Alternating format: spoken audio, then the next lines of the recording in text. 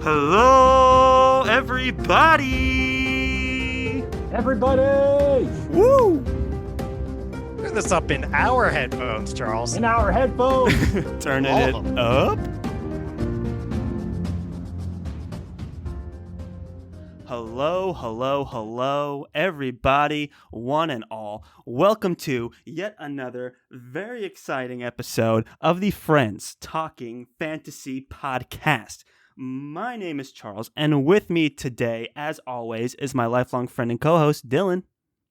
I'm ready to talk some fantasy with my friends, Charles. And with us today, but not always, very exciting, our featured guest today, independent author of The Daughter of Flood and Fury, Levi Jacobs. Hello, everybody, to quote those who have come before. Woo! Hello, welcome. And you know what? We are super happy to have you on here, Levi. I'm pumped to be on. It was so great of you guys to read the book and to do that spoiler-free episode. I'm excited to get into the juicy spoiler section that's coming later. It's excellent stuff. So it's great to be here. But all those who are tuning in just to get to know Levi, don't worry. We do have the first half that will keep spoiler free for all of you. So don't turn this down in your headphones just yet, because I was going to say it's spoiler-free for the book, but it's spoilerific for my life. If you want to get to know me, we're going to talk about some dirt.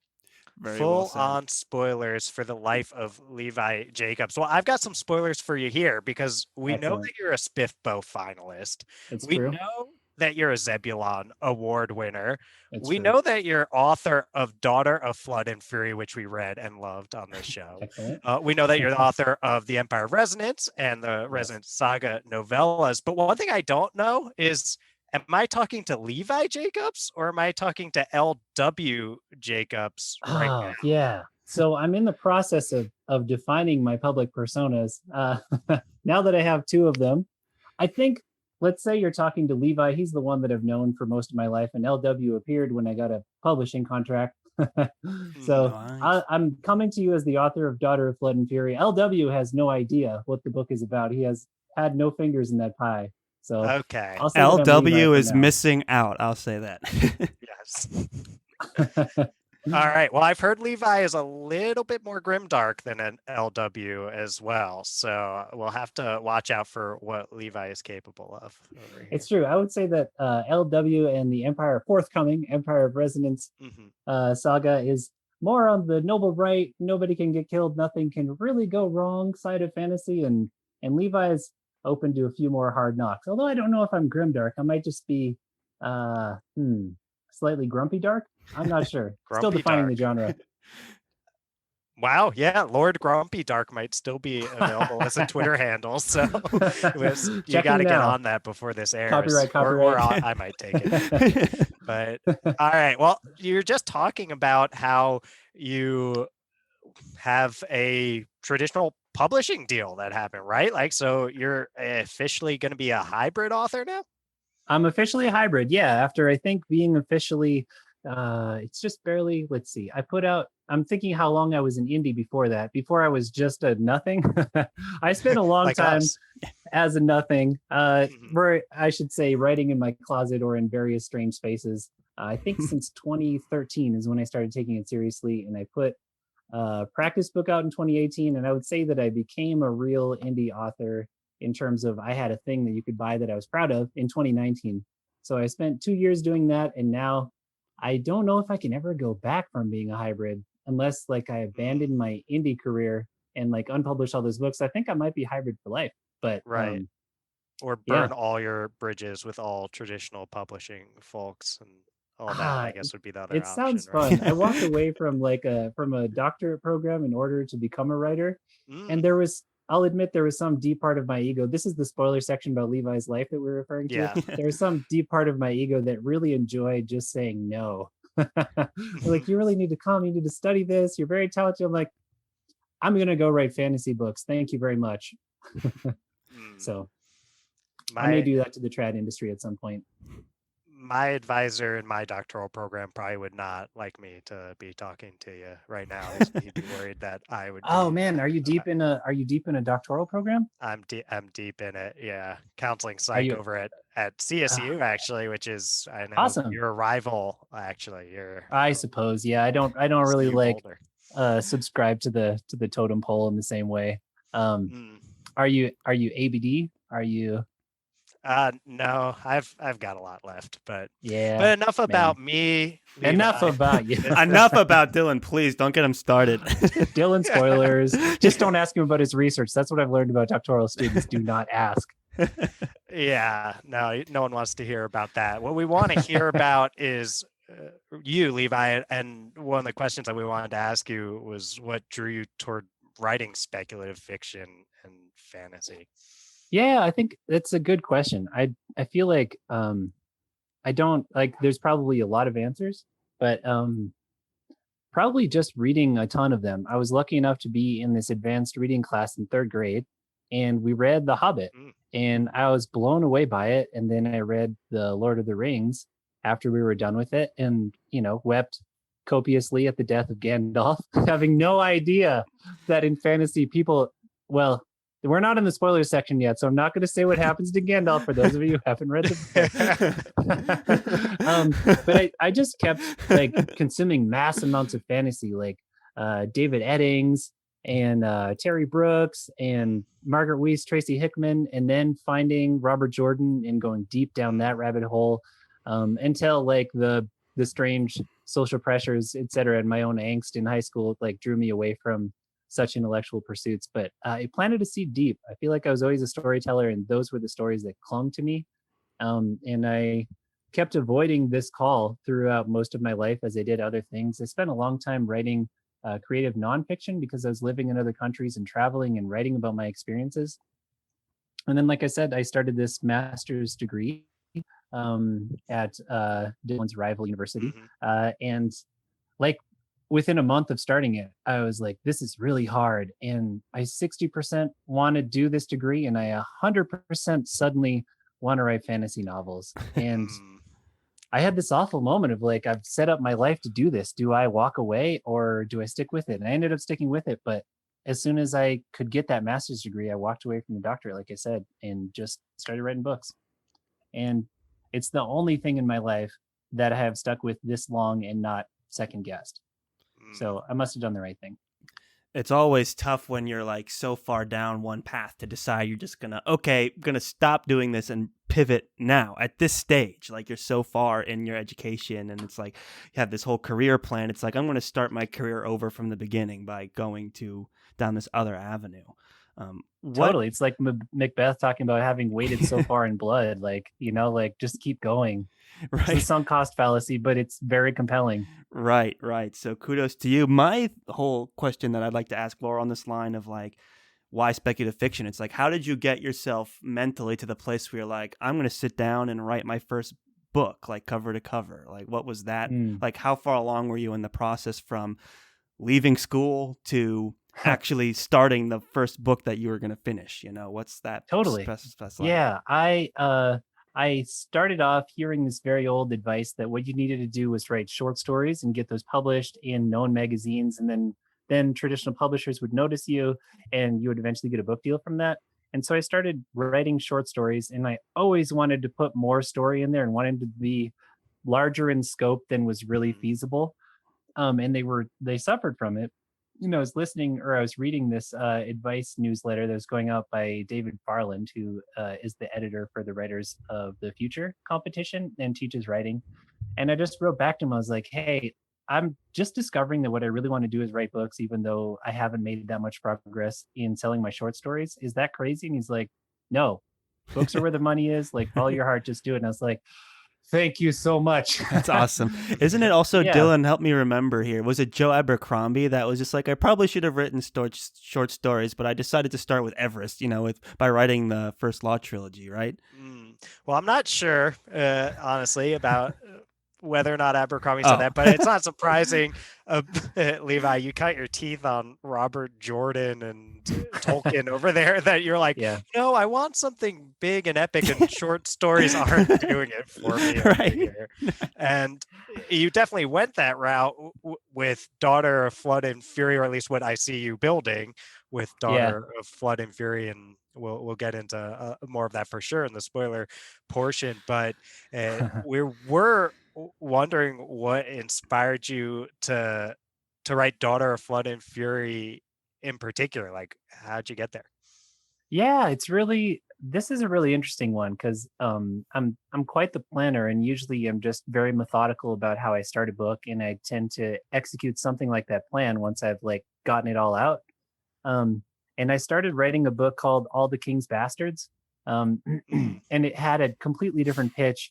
It had a kind of similar setting, and it had a main character, and I was developing the side characters for it, and one of them was this one-eyed girl, interestingly, who had been kidnapped from a temple, who had this ability to read minds through water.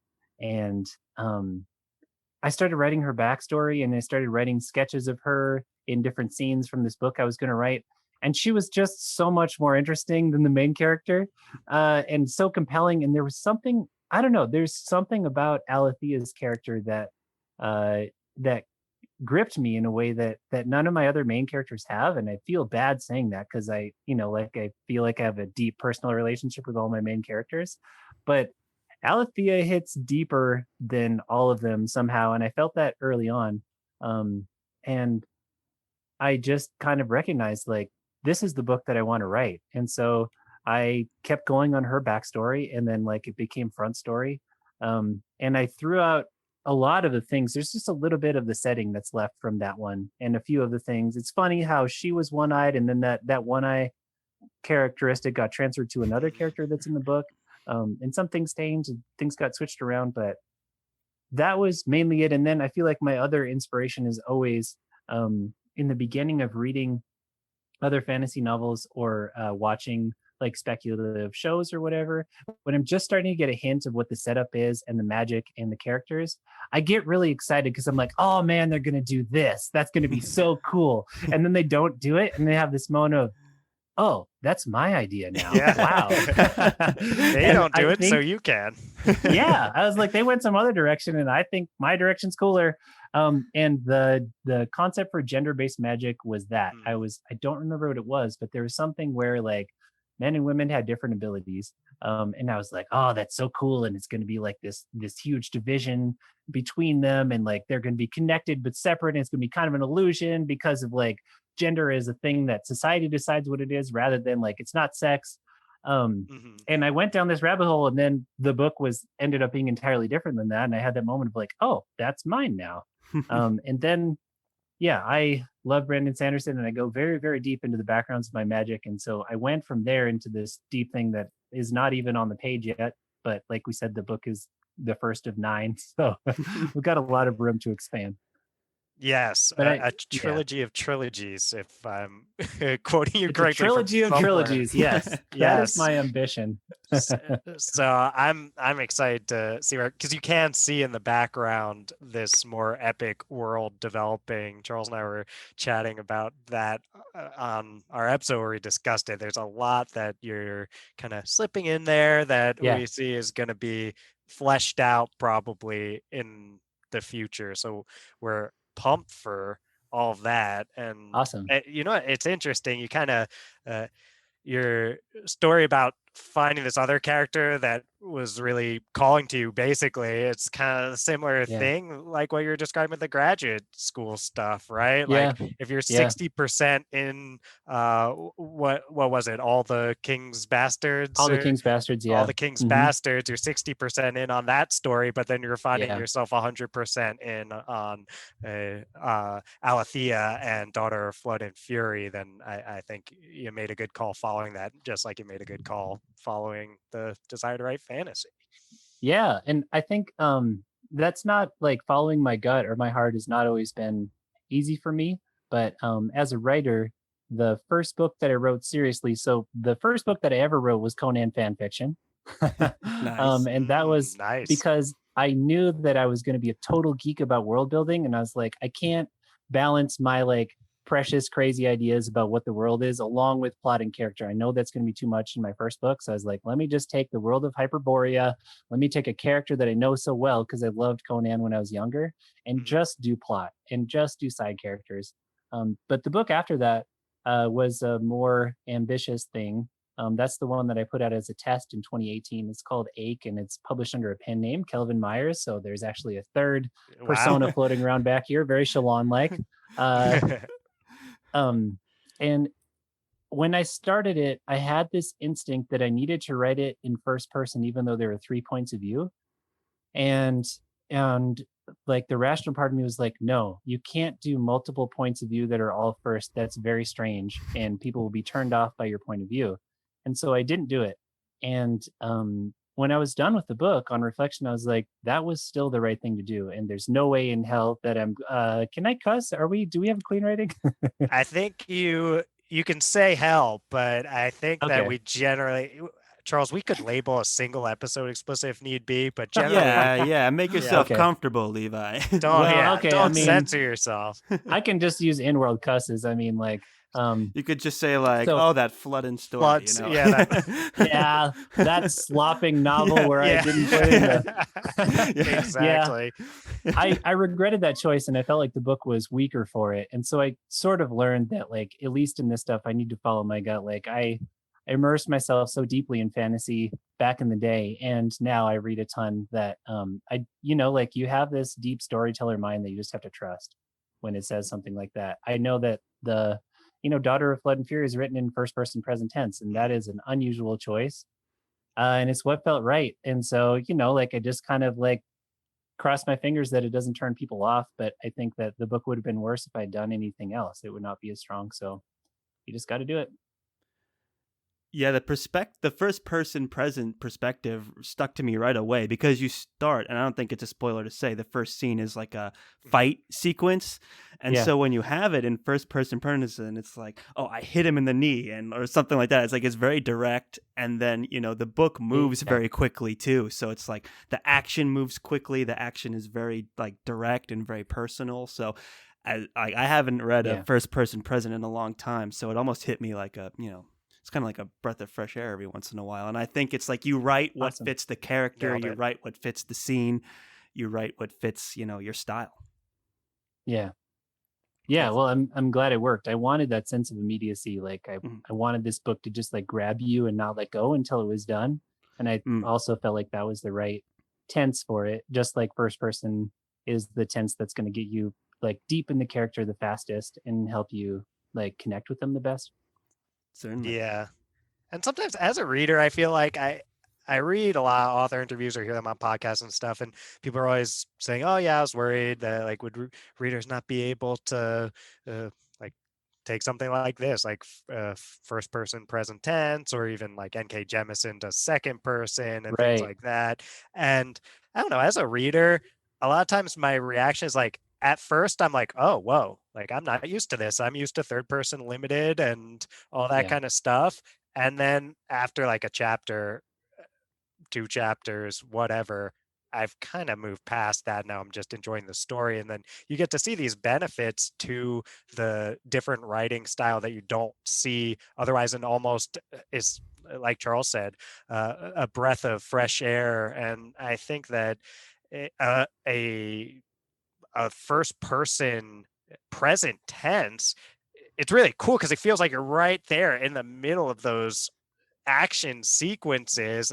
And I liked it a lot. I thought it was really cool. Yeah, you kind of have to retrain your brain a little bit too sometimes when you're so used to reading like Game of Thrones or like First Law, which have those like we jump around from different perspectives and we get their like omniscient thoughts and stuff. But then it's like, okay, now I'm reading like a totally different paced perspective. So that alone was super interesting. And I just appreciated how you made it fit with the like magic system of the story too. Just like very fluid, very immediate, very like, let's go. Yeah.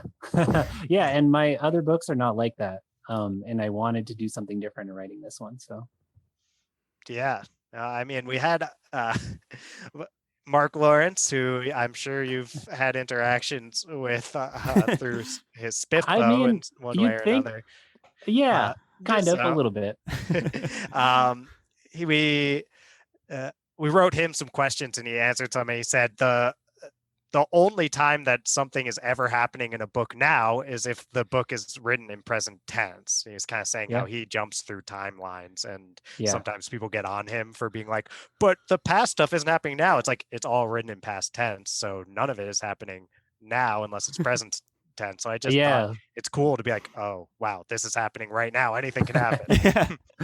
Yeah, I like that, because like, I don't know, it's all like you said, after you read a chapter or two, it just blends together. But there's something about past tense that feels like, even if you don't get the frame story, like in Kingkiller Chronicles, that it's there, that somebody survived to tell you the story. Like, you're pretty sure the narrator isn't going to die. Like whoever this person is, who like maybe hasn't named themselves, or like in that case has as narrator.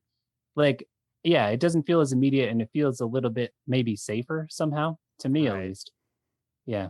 I think so too. So you mentioned Kingkiller Chronicle. Is Tidecaller Chronicles, is that supposed to sound like Kingkiller Chronicle, or is that coincidence? No, I hadn't actually thought of that, like sonic resonance. I had a much worse title for the series, and unfortunately I have author friends who like pulled me back from the brink with their genius. And one night over a chat, I was just like, guys, I have these names and they're not very good, and here's some nouns that could be cool. Can you help me? Right. It was the Deluge something, right? Deluge. Yeah, I think it was like the Deluge Saga, or like the Drowned Cycle. I don't know. Like, I don't really like naming books and series, because like it's very hard to make them not sound generic. It's just like when you summarize the plot of a fantasy or science fiction book in like less than 5 minutes, it's going to sound so generic. It's awful. Like, it's just a product of our genre, that like, to signal genre and to have the tropes that we expect in it, you can't really say it short without it just sounding like every other book. So I really like Tidecaller Chronicles, and I think that it has a ring to it. I had not thought about Kingkiller, and it's Kingkiller Chronicles, right? Yeah, I think it's not plural, and I think you said Tidecaller Chronicles is plural, right? Okay, there we go. So that's how I'm not ripping out Pat Rothfuss. Yeah. So, but yeah, no, it's got that ring to it. If there's anyone that you want to be kind of echoing the ring to the way that the things they write sound, then it's probably Patrick Rothfuss, right? Oh man, but no shade on Patrick Rothfuss, but like if he was going to write a 9-book series, well, we won't dive too deep into those waters. We're going to need some kind of advanced gene therapy to live long enough. Anyways. So anyway, we're also wondering some of this around the process of coming up with something as big as the Tidecaller Chronicles are going to be. So 9 books is what we're hearing right now, this trilogy of trilogies. And plus a few novellas, probably. Okay. Of course, got sprinkle a few novellas in there. Maybe different perspectives. I mean, I want to get into more of those. Are some of my spoiler questions, maybe in the future. But I'll say, while we're still here, I want to ask you about the process of outlining versus discovery writing. It seems like you're more of a outliner in the vein of a Brandon Sanderson's style rather than a discovery writer like friend of the show Mark Lawrence. So so the process of a Levi Jacobs or an L.W. Jacobs novel, what's it look like when you're preparing to go about writing something? What's an outline look like, and then how much does it change from there? So the outline starts with just like the cool ideas. Like, this one was like this character Alethea, and I had already done these background sketches, and I'd kind of created the world, but then I like changed it to make her story better and to fit it better. But basically I start off with just like, I think these things would be cool, and then the question is kind of, how do they happen? And my document, and this is entirely ripped off from Brandon Sanderson, because I started listening to his writing podcast when I was very impressionable. So my outline has a column for plot, a column for character, and a column for setting /world/magic. And so I just start developing all of those in tandem. And when the plot calls up a question about who is this person going to be, I go over to character. And then at some point those columns get to be so long on my computer screen that I start to section them off into like beginning, middle, end. And then they start to section off into, I don't think about chapters, but I think about like sections or scenes. So they start to get split into that. And then there's just a lot of polishing and revising when I'm like, okay, I think this is weak. So how can I seed that in? And then I put notes for what I need to seed in each chapter. Because I'm a believer that for a book to feel satisfying, every chapter should have something that's relevant to plot, to character, and to setting, especially plot and character. But I think in fantasy, setting is just as important. So I try to make something interesting happen in all of those. And I also try to keep my chapters under 3,000 words so that you don't feel like as a reader, sometimes I feel stuck in a chapter when I'm like reading before bed and I like the chapter, but I'm like, I need to go to sleep. And so I start paging ahead to see where it ends. And if I have to page more than like 10 times on my phone, which is where I do a lot of my reading, I'm like, oh God, like, can't you just wrap it up? So I try to make a lot of natural breaks, even if the break once makes you want to keep reading. Like I think that and that's something I learned from the Expanse series is they have epic books told in very bite-sized chapters, and I think that's a great way to make the book pull you through. So I try to split them up into that, and so in the end of it I have a document that's got like 5 columns because there's like number and then there's estimated word count, and then I note in there, is it a scene, is it a sequel, is it development, and then I've got my plot, character, setting. And then I have other weird charts about like what the character names are and notes about the backgrounds. And those documents are like anywhere from like 5,000 to 15,000 words probably. And then I have a separate Wikipedia. Well, it's just for me, but I call it my wiki. That is like all the background stuff of the world. And the one for Tidecaller Chronicles is swelling for sure, but the one for the Empire of Resonance is legit as long as a book. Like it's huge. Wow. So I keep those separate because those ones I'm going to use for all the books. I need to reference them. So I think that's what it looks like, if that makes any sense. I wish that I could like screen share with y'all, but it's audio, so take my word for it. They're complex. I plan a lot, and then I leave room for the pantsing to happen in the writing of it when I'm like, this is cool, this is better, let me just adjust the outline. The outline gives me a place to start, and then like my intuition like keeps me going, I guess. That's awesome. Nice. Yeah, sounds like you give yourself a lot of outline to guide your process, but you also allow yourself the flexibility to do what you want and do what's most cool and entertaining. Yeah, I think the characters in particular will really fall flat if you don't give them room to breathe. Unless, like, if you've been writing all of those characters for a long time, maybe you know them well enough to plan it ahead of time. But like, if it's a first book, I don't actually really know who they are. So I think they'll do this, and then when I get to that point, I'm gonna be like, nope, that is not right. So like, the story's got to change because the character like has to stay true to who they are. That makes a lot of sense. I know even Brandon Sanderson is famous for his outlining and being so focused on applying everything out, all this kind of stuff. And even he says he discovery writes his characters, right? So I would think that, you could do a lot worse than modeling your writing style after someone like Brandon Sanderson, for sure. For sure. Yeah. Yeah. So here's something I've been wondering. Much like Brandon Sanderson, you've written both adult and young adult, right? Yeah. So your past stuff is more adult. And I was thinking, so Dark Flood and Fury is young adult, and you self-published it. So that's entirely your call, right? As to whether this is young adult or adult.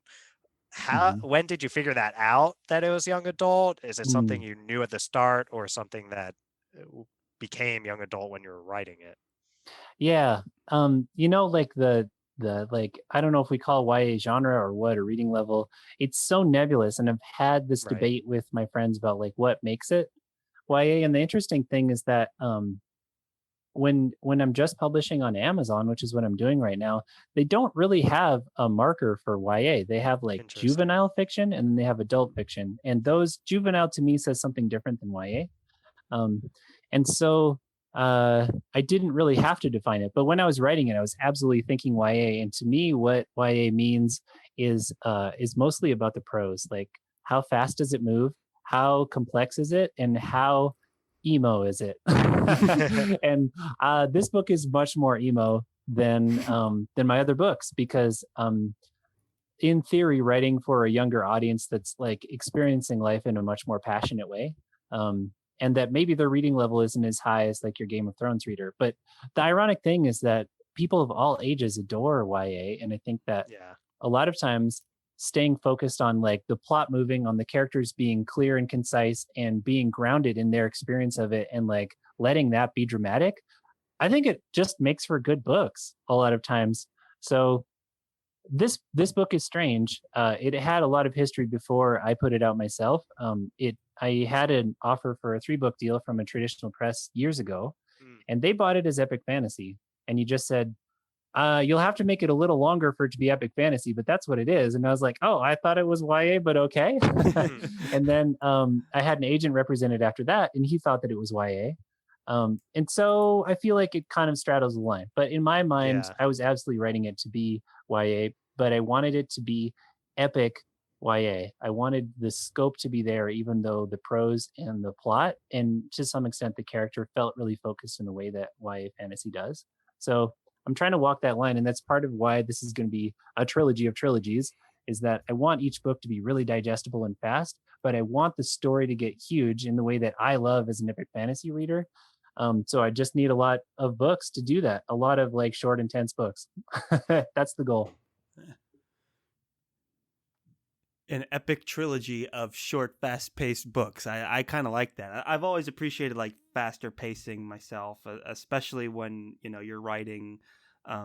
Your writing style, your magic system involves a lot of kind of fast pace. You got intrigue and action, so it's both. You get the best of both worlds. You get the epic series, lots of books, but then you also get to move the pace pretty fast, tell that contained story, have that reading experience captured in that like YA way too. Very smart. Totally. Yeah.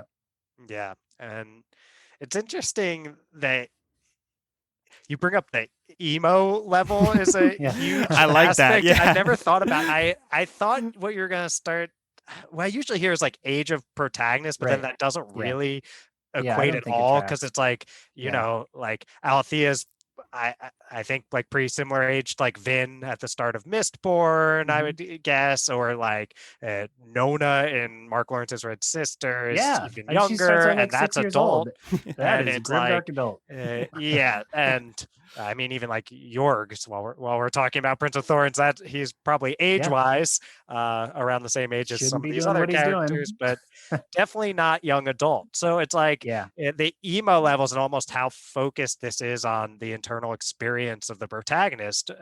And I don't know, I find that really interesting. And because internal emotional experience is making me want to get into more questions that are probably a little bit more spoilery. It has me thinking maybe let's ask Levi here. Yeah, let's ask Levi here where folks can find him on the internet, and okay, totally.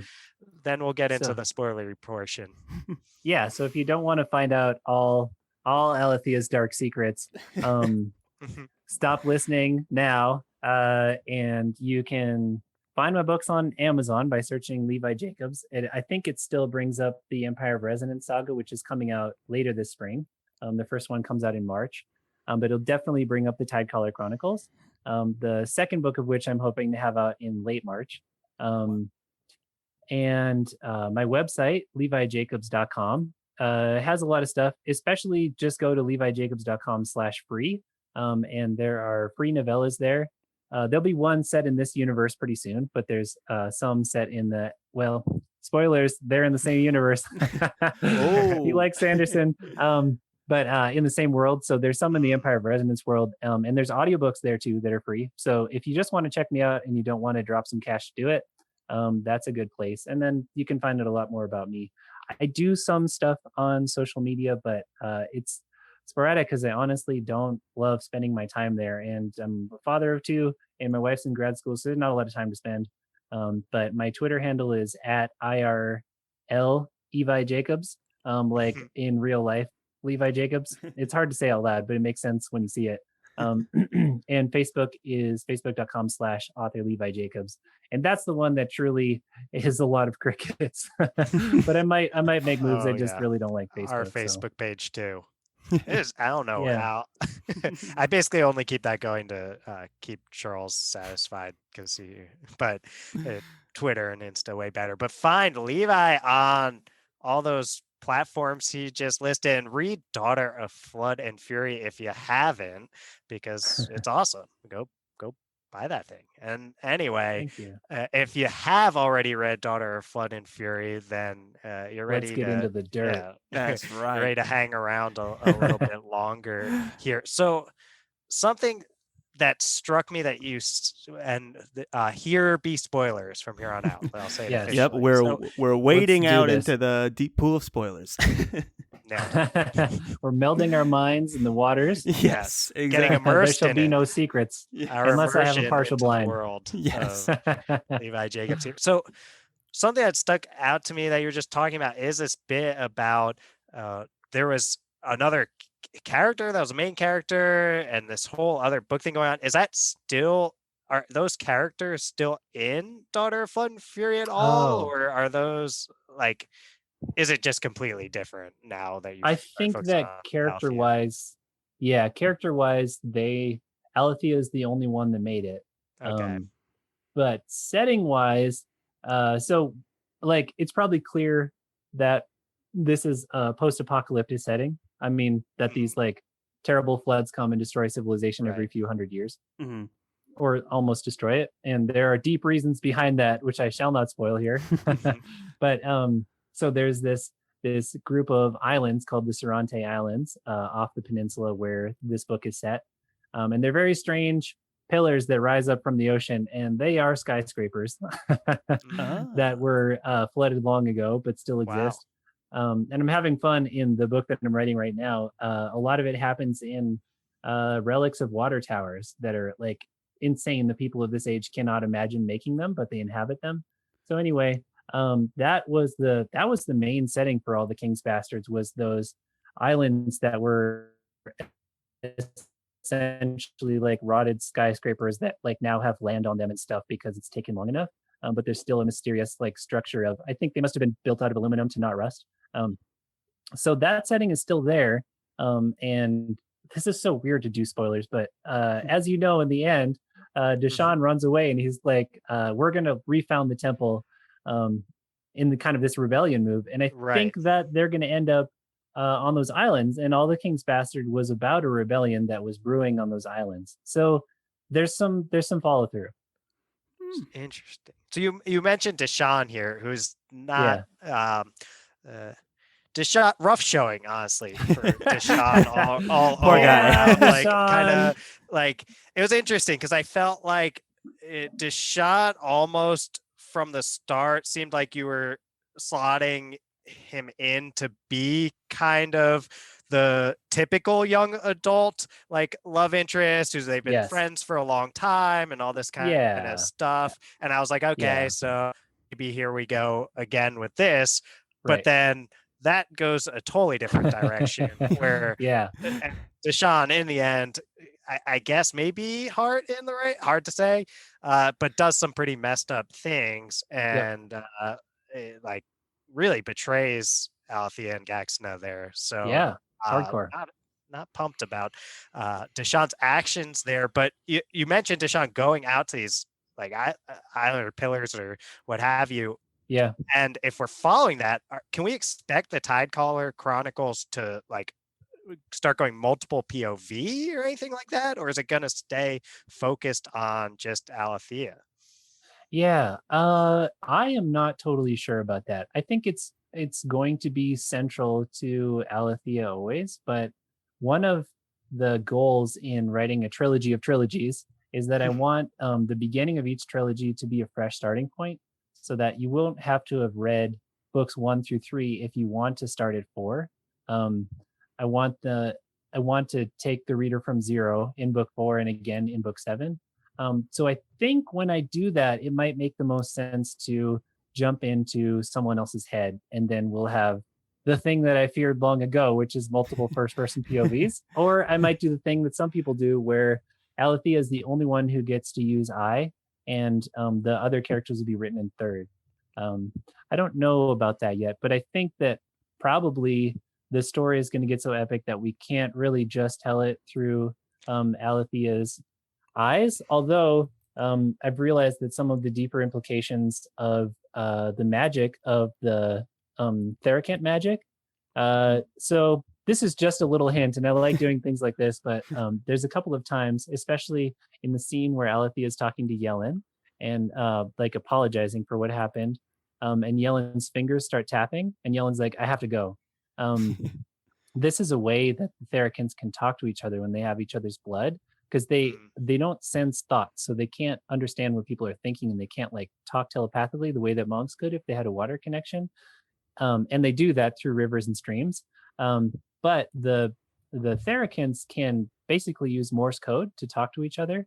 And we're building a little bit of a network of Alethea now having Yellen's blood and a few other people having each other's blood, so that they can talk to each other even from a very far distance by using this once they learn it. So I think that that might be my fantasy cell phone in terms of getting us updates from afar, and getting some of that information across without having to have a lot of points of view. Because to do a point of view justice in a book, you just have to have the book be longer. Like, you can't. It's unless you're going to kind of have a throwaway point of view. For me, I've just found that if I have more than a chapter or two in a point of view, they need to have like half the chapters or something for us to care about them and to have a reason to be with them. And I want to, like I said, I want to keep these books like tidy and very page turny. So I don't know what's going to happen with that. Is the TLDR answer.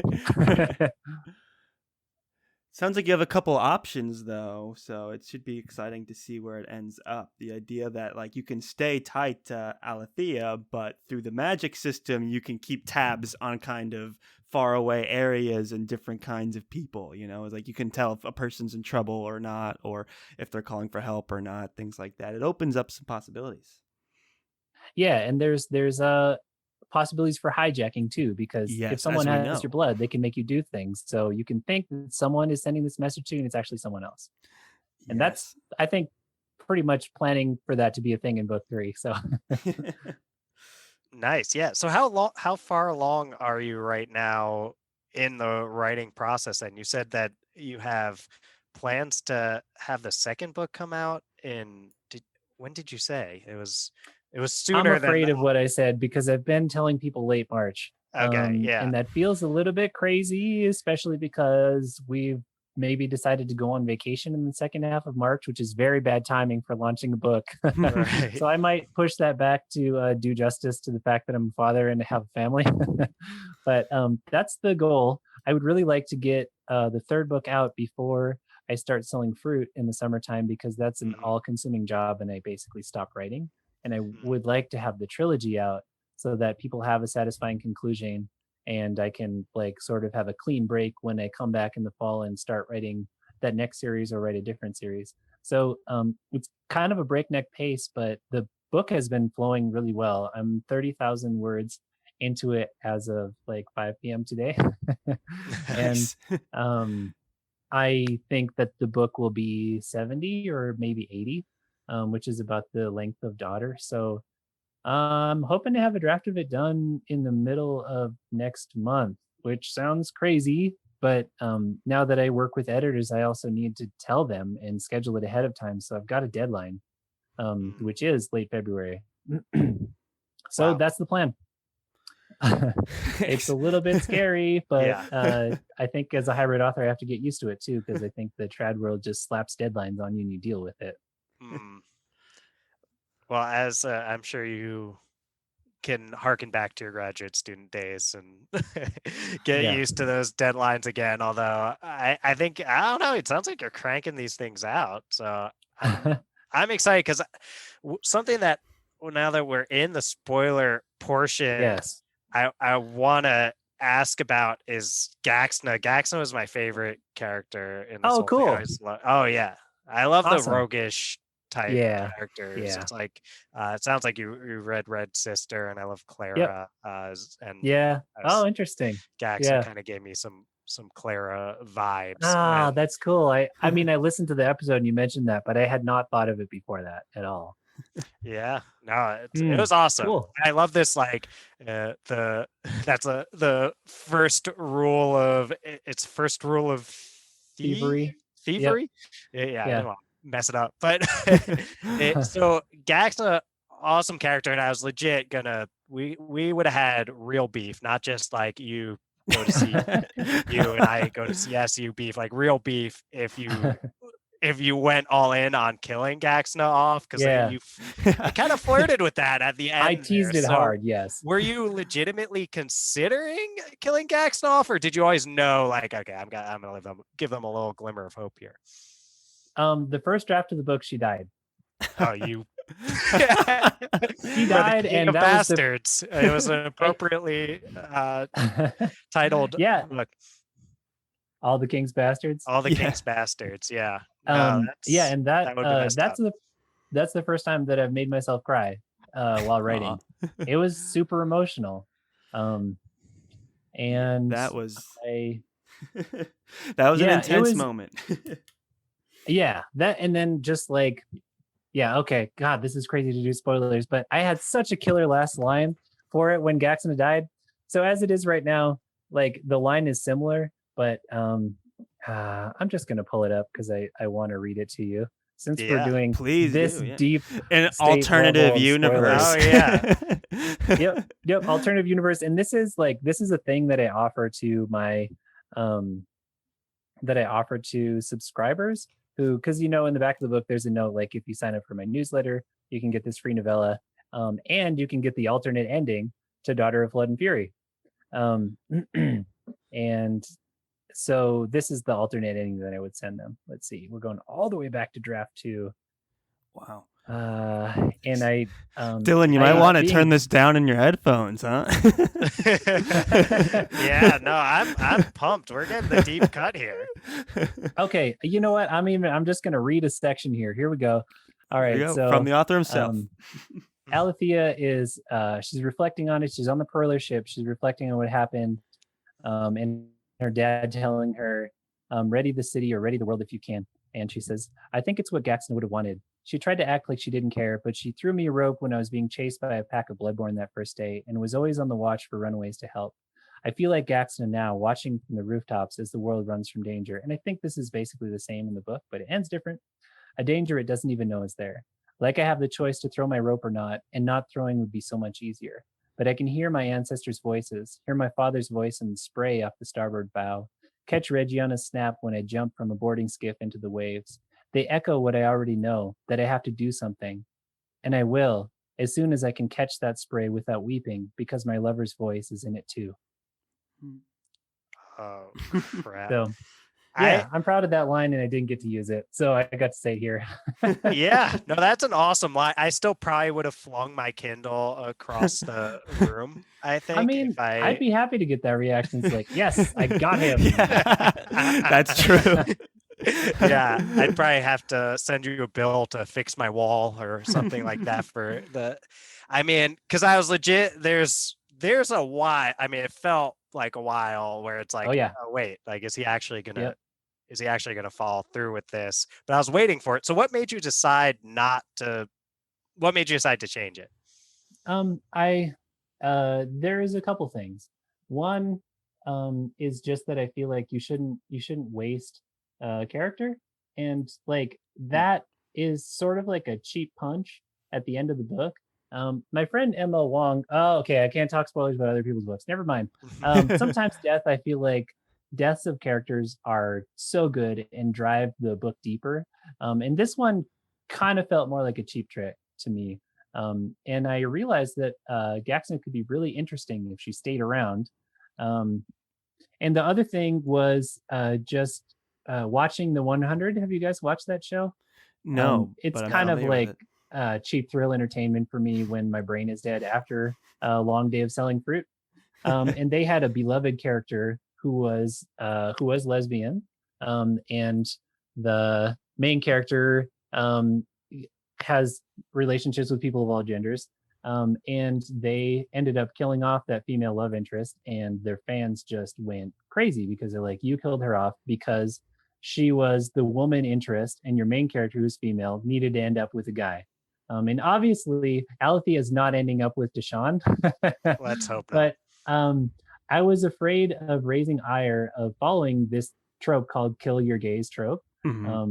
It's important to me to not repeat that kind of representation when it's, like when they're seen as another kind of token character. And I don't see Gaxna that way. And I just thought about it, I was like, there's great reasons to keep her around, and I don't really want to have this negative representation. So I decided not to do it. That's well said. When I think about the relationship between Gaxna and Alethea, like that's one of the big themes of the book is Alethea's like constantly like, life is pretty good now. I could kind of pause and enjoy life with Gaxna. So when you have this idea of like happiness versus discovering the truth, you take away Gaxna, it's like you take away that theme, that conflict also potentially. So I think it's smart where it's like she's always there. Now she's balancing like her quest for the truth when all it's doing is taking her away from a happy life with Gaxa, so balancing that is a she has to stay human and like get her own instead of just being like, I think the series would get really grimdark if Gaxna was out of it, because Alethea would just become driven to like save the world, but like be losing herself in the process, and that would be an interesting story too. But I think I made the right choice, even if I had to throw away that line.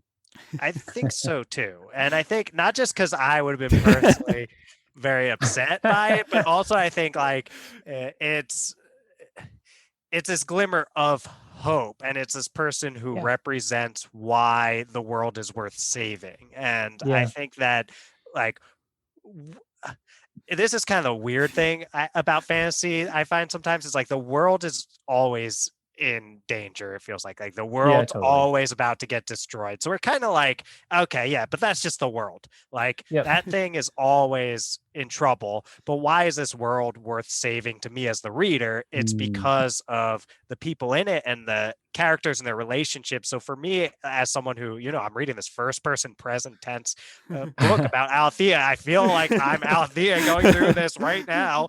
And I'm like, no, we can't lose Gaxna. That's all we have. So I'm like, I think for me as a reader, like you would have hit me hard in the feels for sure, even harder than you did. But at the same time, I find like what makes me want to read book 2 is the fact that Gaxna appears, I would guess, is still out there, and there's something to save this world for. There's someone. That's a really good point and really well spoken. Yeah, Levi, thank you very much for keeping Gaxna alive, because there's an alternate reality where I just have to keep talking Dylan down all the time. He's just so upset. We have to go to record and he keeps bringing it up. I'm like, just okay, buddy. It was very sad, but we have to move on. There's more books. I don't know if I can talk to a guy who did this. Like, I just don't know. I mean, maybe L.W. Jacobs, but not this Levi Jacobs guy who's out there killing my favorite characters in the book and just leaving Alethea with nothing left to fight for. So I think what you've done is give us the opportunity to say like, okay, well, like now we've got something to fight for, and I'm interested to see how Alethea decides to go about it. Yeah. Awesome. Yeah, that's good. That is the place I want you to end book 1 feeling. Yeah. Nice. Yeah. So here's another thing that came up for me reading is because you've been pretty open about this idea that a lot of it has to do with these societal structures and how that influences people's expression and understanding of gender, and you kind of explore that through the magic system. So I was like, I kind of this moment I was sitting outside, I was reading my Kindle, and I was like, still trying to figure out exactly what you're doing with it. And then I was like, I think I know what he's doing now. So here's my sense is, and you let me know if this is that our English teacher, Mr. Miller, me and Charles's English teacher, told us to overanalyze books, or if I'm onto something. All right. Okay. So I feel like it's this like in Darflin and Fury, society tells us that male magic involves thoughts, right? While female magic involves emotions. But Althea is someone who's capable of both. And really, it's the societal structures, not any sort of innate ability or inability having to do with sex that's hindering people's ability to use potentially both masculine and feminine magic. Like that's kind of an arbitrary thing that the world put on them. But and I think you've been open about that part. The part that I'm wondering is like, is the societal messages telling men that they should express themselves more cognitively, more through thoughts, while women receive the societal message that tells them to express themselves and therefore their magic through more of these like emotional aspects? Is that supposed to mirror the kind of messages that we receive in our real world? And yeah, and if so, what made you interested in exploring that? Well, yeah, I think that I think the first thing to say about it is that I don't have like a message that I want to like be preaching behind the scenes of the book. I definitely want to explore different concepts that I think are really loaded in society with this series. And the first book is focused on gender. The second one is going to be focused on possession or wealth or materialism, however you want to look at it. But I don't go in wanting to say that like we should all give up all our possessions, or we should all like define ourselves, like we should make up each person should make up their own gender, etc. I don't want to go in with that. I find these concepts interesting, and I sort of want the characters to teach me about them by going through a life in which it's much more loaded for them than it is for me, and see how they deal with it and what they come up with. But yes, in the design of the world, in thinking about gender, like in fantasy world, like it easily could have been the opposite, that men were the ones who were passionate and emotional, and women's were like, did I just say women's? I did. And female identifying people were very cognitive. And I think I chose to hew closer to like the norms that we find, at least in US society, because I didn't want that very radical otherness of the world design to throw people off and continually be like, wait, but these guys are so weird. I wanted it to be familiar so that we could explore it. So I think some of that design is there, that like the people in Surrey happen to think similar things to gender roles that we do in the US. Just because I didn't want that to be an opaque part of the world building. I wanted us to get through that and to think about like what really is the use or the purpose and the effects of defining gender so narrowly. Yeah. Now, that's so well said, Levi. And it's for a second, I thought you were going to tell me that Mr. Miller just has me over analyzing this, but it does sound like you were kind of trying to learn through this. Rather, you weren't trying to teach, you were trying to learn, I guess, by exploring these ideas and mirroring some of the societal messages that folks receive out here. Totally. Yeah. I think Mr. Miller did you well in getting you to think about these things, and what you said earlier about needing a reason to care about the world being at stake. Like that's some great literary analysis. So I feel like you got to give Mr. Miller a kudos. Wow. Wow. You hear that, Mr. Miller? Levi Jacobs thinks you did a good job. It's kind of strange to hear Mr. Miller's name spoken outside of our circle now. Mr. Miller's a thing now. Yeah. I mean, he might show up in one of my books.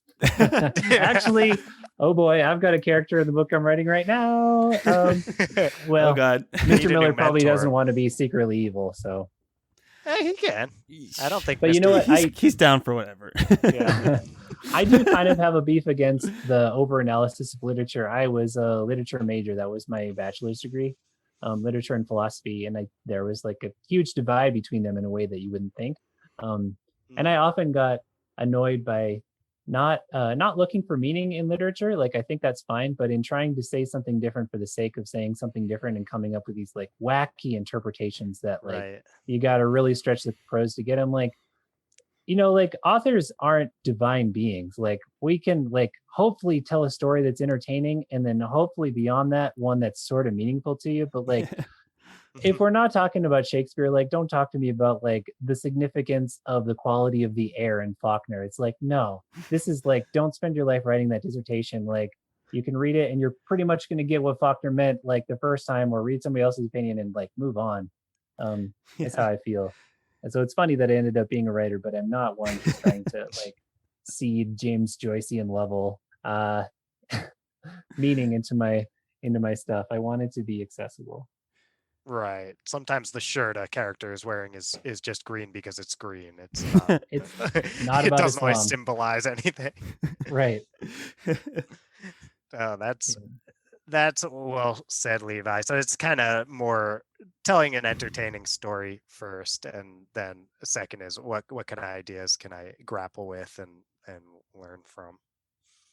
Absolutely. And I think the philosophy major in me can't possibly think about something as long as I think about my books without getting into like the ideas and concepts behind it.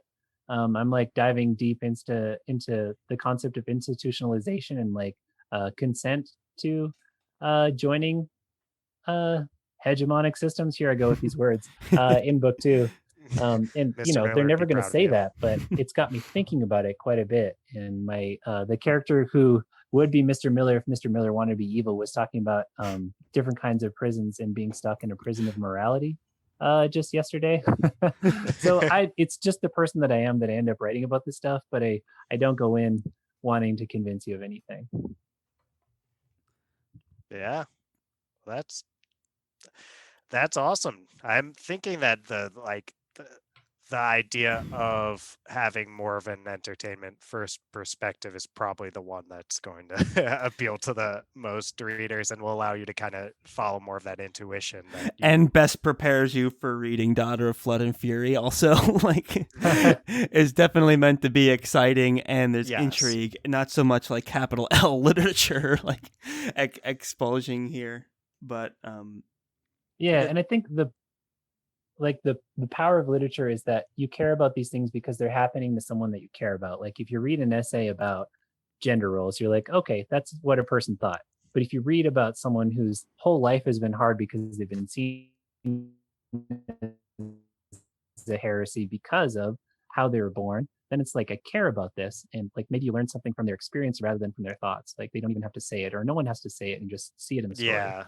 Sorry, Charles, I feel like I cut you off to like expostulate on my own. Oh, no, you're good. It's great.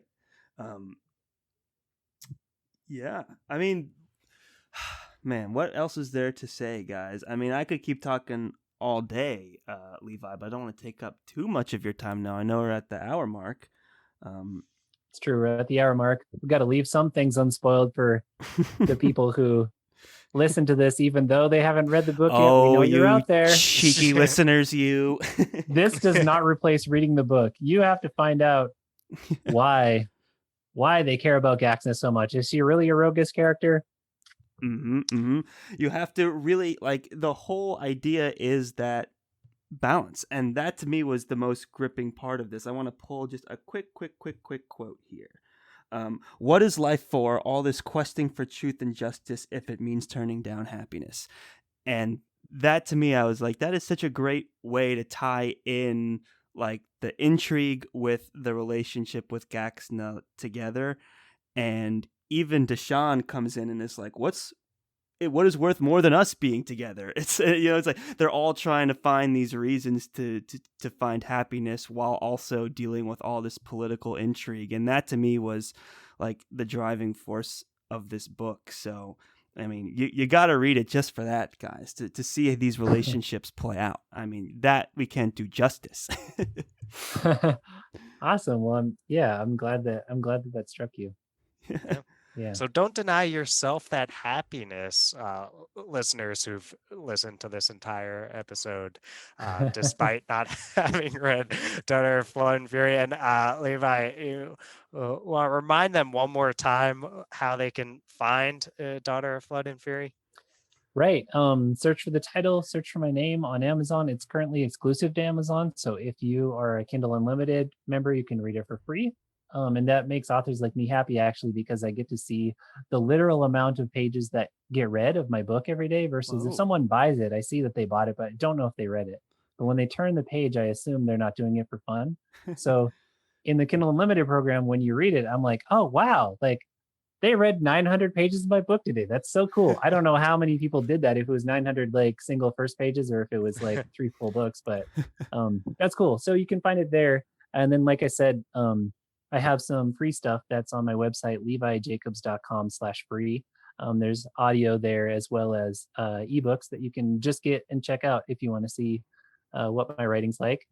And I have a podcast, since it seems, dear listener, that you like listening to podcasts, which is just talking about spoilers and previews and kind of like the stuff that we've been talking about here, called the Beggars and Brawlers podcast. And you can find links to that on my website as well. Awesome. And we'll throw those, and by we, I mean Charles, we'll definitely throw all of that into the episode description. Absolutely. And Awesome. You'll all be able to find all of the Levi Jacobs awesomeness that is out there. You'll look forward to L.W. Jacobs awesomeness that's coming your way soon. And Levi, this has been awesome having you on. We want to have you on some more. We've talked a little. Maybe I can give a little tease that we don't want to. I don't. Well, you can always edit this out, Charles. It's just work for you. I just don't want to put Levi on the spot. You know, he was just being nice. Oh no, I'm up for it. I'm game. He seems into it. You know what? Let's just commit right now. Let's do this. Okay. Thing. Let's hold him accountable. Okay.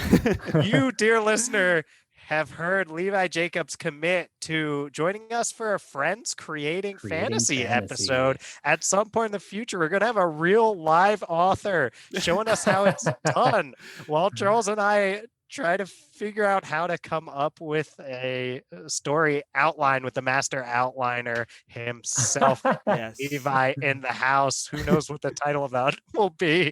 And then they're probably going to pressure me to write it afterwards if our conversation beforehand is any 100%. indication. Yeah. That's always been our dream. I mean, we've already told Levi that if he wants to write the Darkness of Power, which was our last one, then it's all his. And you can do the Ravens fantasy too, unless Levi, we want you to write it. We want you to sell the movie deals, video games. Like, we want the whole universe built. I'll have my people talk to your people. Like, let's do this. Yeah, exactly. We gotta find some people. We'll work on finding people, and I'll find some people too. Actually, I'll just be honest. I had some people and I fired them, and I went indie. So I guess I've got some people now, but I don't know if they're the people. We'll figure it out. All right. Well, people will talk to people once we found all the people. But for now, we're just talking here with you, Levi. It's been so awesome. And I think that, I think we can look forward to the next time that you're on. So I'd love to come back. Yes. Always welcome, Levi. Awesome. Thank you so much for coming. It was a pleasure having you. Daughter of Flood and Fury, guys. Check it out on Amazon and Kindle Unlimited. And I think we're ready for some sweet outro music. Let's hit it. All right. Thank you, everybody, for listening to yet another very exciting episode of the Friends Talking Fantasy podcast. If you like what you heard today, reach out to us on Twitter at the FTF Podcast with a number 1 at the end. We're also on Facebook and Instagram if you like those, and that's at the FTF Podcast. Shoot us an email at theftfpodcast@gmail.com. Now, if they wanted to show some support, Dylan, and they just happen to be listening on Apple Podcasts, what kind of options do they have? I've got an idea. What if they, like me, dear listeners, went on and saw that there was a place to leave some stars, or maybe even write a touching and compelling quote about how much they enjoyed this, that they listened to the end even though they hadn't read the book. This guy gets it. About the quality of these hosts and the podcast that they are publishing on a tri-weekly basis, people. This is not easy to do. Tri-weekly. You understand. This is why we need authors on the show. And sheer vigor that goes into this podcast. It deserves 5 stars. That's all I have to say about the matter. My name is Levi Jacobs and L.W. Jacobs, and I endorse this podcast. Wow, both of them. Dylan, I think we just got to leave it there. There's nothing left to be said. Levi, thank you. It was a pleasure. Thank all of you for listening. Daughter of Flood and Fury, Amazon, Kindle Limited. Check it out. And as always, guys, go forth and conquer, friends.